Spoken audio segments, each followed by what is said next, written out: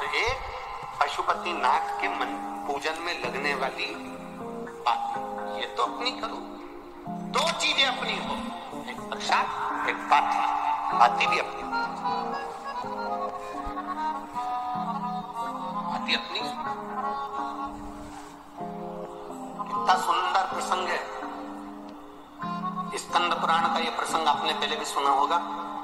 एक बुढ़िया के घर में बच्चे नहीं हुए, एक बुढ़िया के घर में उसके बेटे के यहाँ संतान नहीं हुई, पोते का मुंह नहीं देखा उसने, दुखी रहती थी, सबको गाली देती थी, सारे देवताओं को गाली देती थी, संतों को गाली देती थी, सबको गाली। कोई संत उसके यहाँ मांगने चले जाए तो वो मारने दौड़ती थी। बुढ़िया एक दिन पोछा लगा रही थी, एक संत उसके यहाँ मांगने के लिए आ गया।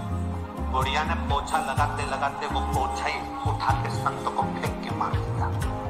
ले ये रख ले। पोछा लगाने का पोछा फेंक कर मारा।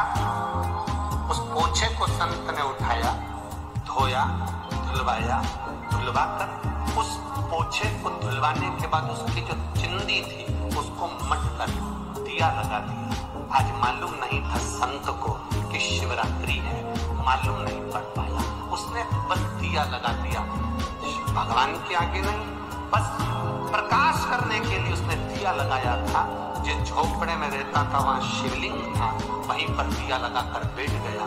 इतने में बाबा देवाधिदेव महादेव ने कहा, सुनो संत देव, जिस स्त्री ने तुमको ये पोता दिया, हमारे यहाँ पोछने वाले को पोता कहते हैं, जिस स्त्री ने ये पोछा ये पोता दिया, उसका दिया कपड़ा मेरे सामने प्रकाश करा है, इसलिए मैं उसके घर में पोता देता हूँ। ये पोते का प्रमाण, मैं पोता दे रहा हूँ उसके। एक पोछे का कपड़ा भी हमको फल दे जाता। अपने हाथ से आप लोगों ने पशुपति व्रत करे हो और आपको लगता है कि मैंने व्रत करे थे मेरा काम नहीं हुआ, एक बार अपने हाथ से बाती को मट कर भगवान के सामने 5 पशुपति व्रत कर देखिए। रानी से कहा कि मेरा पूजन का सामान भेज देना, अपने हाथ से हरताली का तीज की पूजन की तैयारी करो, अपने हाथ से फुलेरे का स्मरण करो, अपने हाथ से पूजन का साहित्य तैयार करो, अपने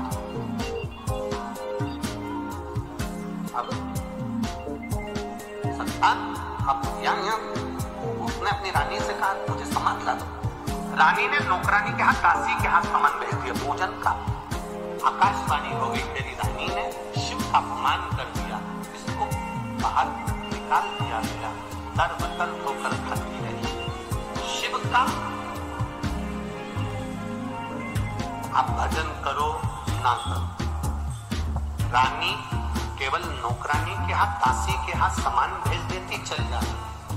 रानी ने गलती कौन सी करी? रानी ने केवल एक गलती करी और रानी ने दासी से कहा, जा, मेरा पति तो दिन भर ढोंगर प्रपंच में लगा रहता, उसमें तो अक्ल ही नहीं है, उसकी बुद्धि काम नहीं करती। क्या होता है शंकर जी की पूजन करने से? क्या होता है 16 सोमवार का व्रत करने से?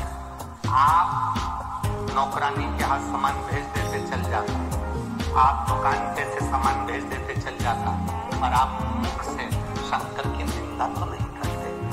शिव की निंदा करने वाले की गति क्या होती है, ये शास्त्र का। रानी ने निंदा कर दी, दासी ने सामान लाया, पूजन कर दिया, पति ने, रानी दर बतर भटकती रही। ऐसी स्थिति रानी की हो गई, पानी को हाथ लगाती थी तो कीड़े हो जाते थे,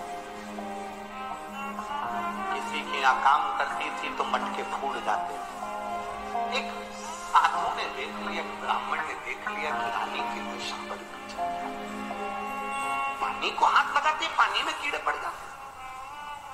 संत ने पूछ लिया, ब्राह्मण जन ने पूछ लिया, ए बेटी, तुम अच्छे घर की दिखती हो पर तुम्हारा शरीर, तुम पानी को हाथ लगाती हो तो सरोवर में कीड़े पड़ जाते हैं, तुम कपड़े को छूती हो तो कपड़ा जल जाता है, वृक्ष के नीचे बैठती हो तो वृक्ष में आग लग जाती है, हरा भरा वृक्ष सूख जाता है, तुम आखिर ऐसा क्या है?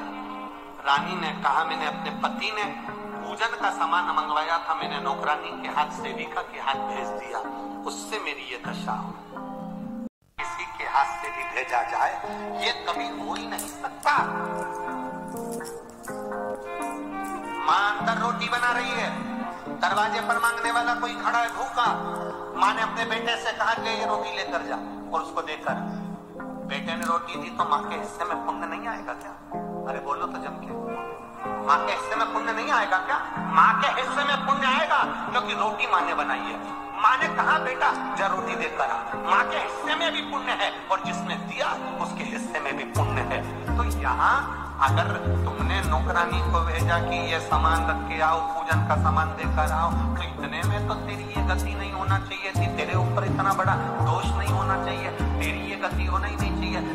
तू झूठ बोल रही है कि तूने सामान भेजा तो भगवान नाराज हो गए और मेरे हाथ ऐसे हो गए, मेरा शरीर ऐसा हो गया किसी का, ये हो ही नहीं सकता। तू झूठ बोल रही है, तू झूठ बोल, ये तेरी गति ऐसे नहीं हो सकती। तब रानी ने कहा मैंने तो बस यही करा था, नौकरानी के हाथ भेजा था। नहीं, तू याद करके तूने करा क्या, तू करे क्या है वो याद कर ले। तब रानी ने कहा कि मैं पलंग पर बैठी थी, नौकरानी से मैंने कहा कि तू ये सामान लेकर जा। इतने में मेरा भोलेनाथ नाराज नहीं हो सकता। भोलेनाथ नाराज तब होता है शिव की निंदा करने वाले को तो भुगतना पड़ता है। केवल तू नहीं, शंकर भगवान की निंदा करी थी देवऋषि नारद ने। देवऋषि नारद ने जाकर कहा था भोलेनाथ आप कामदेव को नहीं जीत पाए थे, मैंने कामदेव को जीता है। शंकर भगवान की निंदा नारद ने करी, और शंकर भगवान की निंदा नारद ने करी, तो शिव जी ने कहा नारद तुमने ये बात मुझसे कह दी, पर नारायण से जाकर मत कहना कि तुम ये शब्द मत बोलना कि तुम काम को जीते। नारद जी ने जाकर भगवान विष्णु से कह दिया नारायण जिस कामदेव को भोलेनाथ नहीं जीत पाए उस कामदेव को मैंने जीता है। शंकर भगवान जिसको नहीं जीत पाए उसको मैंने जीता है। भगवान विष्णु की आंख से आंसू बह गए। लक्ष्मी जी ने पूछा तुम रो रहे हो, क्यों रो रहे हो? भगवान कहते हैं नारद जी ने निंदा कर दी शंकर जी की, मैंने निंदा सुन ली शंकर जी की, इसलिए ये नारद का सिर तो जाएगा पर मेरा भी सिर कटेगा। वही हुआ, नारद को बंदर का मुंह लगा, रामचरितमानस में लिखा है, और भगवान विष्णु ने शंकर की निंदा सुनी थी इसलिए उनका सिर कटा, तो घोड़े का मुंह लगा, हयग्रीव अवतार हुआ शंकर भगवान विष्णु। शिव की निंदा करने वाला और शिव की निंदा सुनने वाला, ये दोनों महापापी की गिनती में आए। शंकर की निंदा कभी ना करो, शंकर की निंदा कभी ना करो, शिव भक्त की निंदा कभी ना करो। शिव भक्त की कभी निंदा नहीं होना, शंकर की निंदा गलत कर दिया था। याद कर तूने कुछ गलती करी होगी। इतने में रानी ने कहा मैंने गलती केवल एक करी है कि मैंने कह दिया था मेरा पति तो ये ढोंग प्रपंच में लगा रहता है, क्या होगा शंकर जी को जल चढ़ाने से, क्या मिलेगा शिव जी को जल चढ़ाने से, क्या मिलेगा 16 सोमवार व्रत करने से, मैंने थोड़ी सी निंदा कर दी थी। संत ने कहा निंदा निंदा होती है थोड़ी और बड़ी नहीं, इसलिए तू भुगत रही है। अब एक काम कर, शंकर की तू आराधना